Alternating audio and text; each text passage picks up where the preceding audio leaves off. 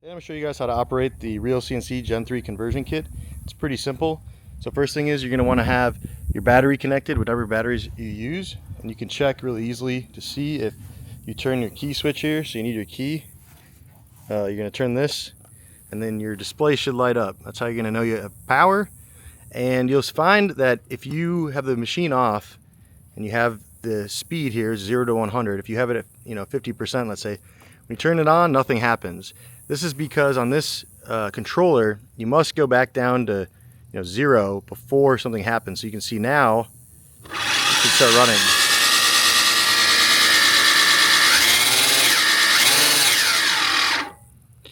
Okay, and then this switch here, even though it's an on-off switch, it looks like that, this is actually reverse.